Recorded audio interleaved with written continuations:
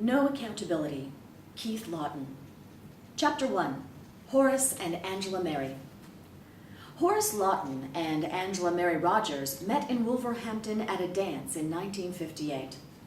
Horace had 6 brothers and 1 sister, and they all lived together at their mother's house, 48 Oaklands Green, Bilston, West Midlands. The house was in a poor council estate that was set in a crescent.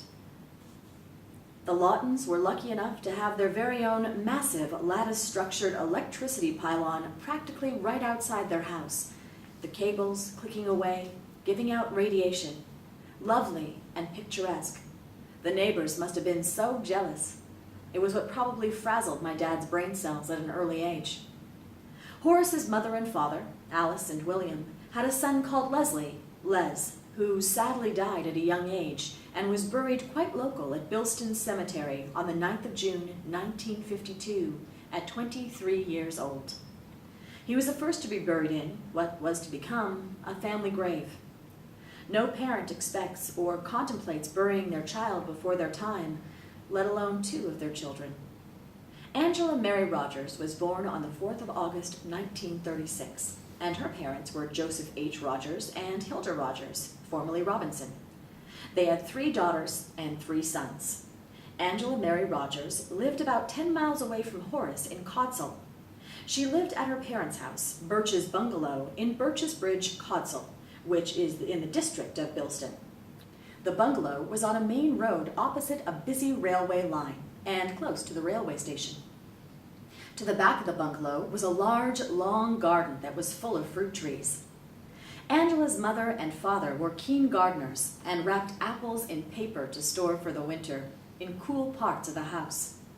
They also made preserves with softer fruits and blanched and froze the green vegetables from the garden.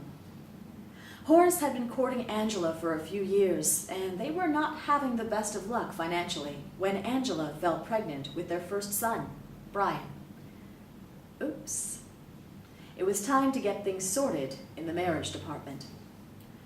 Horace was a 33-year-old bachelor and constructional painter, and he married Angela Mary Rogers, a 22-year-old spinster, on the 27th of June, 1959, at the Bilston Register Office. Horace was the son of William Lawton, a deceased tinsmith, whilst Angela Mary Lawton was the daughter of Joseph Henry Rogers, a tire builder. He and Angela's sisters were witnesses to the marriage. It was a quiet affair, although both Horace and Angela had extended families in the local area. Newlyweds Horace and Angela went off to Blackpool for their honeymoon for a long weekend while she was heavily pregnant. They went to the Tower Ballroom where they drank tea, danced, and had a wonderful time. Fish and chips seemed to taste better by the sea, and the big bands playing in the Tower Ballroom knocked them for 6 with awe. The Pleasure Beach arcades, slot machines, and rides mesmerized them. The weather was good, and most importantly, they were together. Their firstborn son, Brian Lawton, was born on the 30th of July, 1959, at New Cross Hospital in Wolverhampton. Brian's birth certificate was registered at the house of my gran and granddad, on my father's side, at 48 Oaklands Green. Angela and Horace's second son, Stephen Lawton, was born on the 4th of July, 1960, at 22 Binger Street, Cheetham, Lancashire.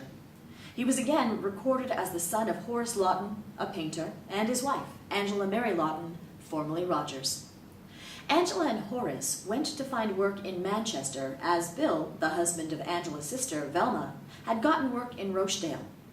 Angela and Velma, as sisters, were very close, and you need solid friends when you're not the richest person in monetary terms and have a growing young family. Angela also suffered from a mental illness, which was later to be diagnosed as schizophrenia. Her brother Chris later told me that they didn't know this at the time, and that there was no proper name for Angela's illness. Angela didn't cope well with life in general, but having a big extended family helped compensate a bit and acted as a safety net for her when she fell. Horace worked long hours on construction sites that were sometimes an hour-plus travel away. When you have a young family, you have to step up to the plate and bring in that much-needed cash. Velma and Bill later moved to Scotland to work in the North Sea oil industry. and so Angela and Horace moved back to the West Midlands. As Horace and Angela had a young family, no real work and no money, moving to the West Midlands, where they had an extended family, was the only sensible option open to them. Horace and Angela managed to get a council house at Pace Crescent in Bilston, an area they both knew well, and that was near both of their extended families.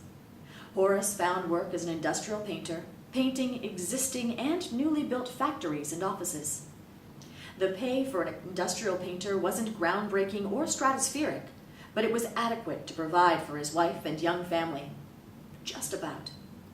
Angela and Horace had their third son, me, on the 4th of February, 1965, and I was born at New Cross Hospital in Wolverhampton.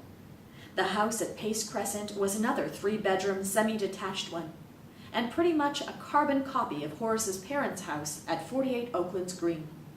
It was the last place where we all lived as a family before Dad's accident on the 6th of June, 1970.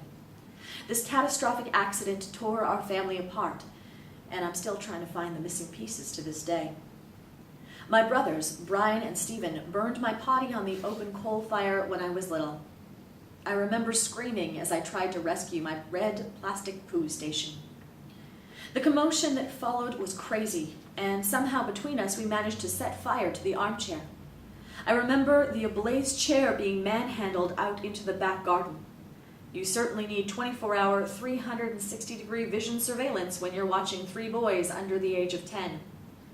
My Farley's Rusk biscuits would be prized from me and eaten by my brothers, and I was frequently put into makeshift go-karts and pushed from the top of the hill onto our road. Each time they made sure they had provided enough momentum to propel me at a speed that would undoubtedly cause the go-kart to overturn and be wrecked. I'd get straw shoved up my sleeves and be made to go around begging, "Penny for the guy," and "Come on, mister," even having to sing carols at Christmas. Anything to get a few pence so my brothers could buy sweets and cigarettes. Players number 6 was their preferred brand, with Woodbine being a second preference.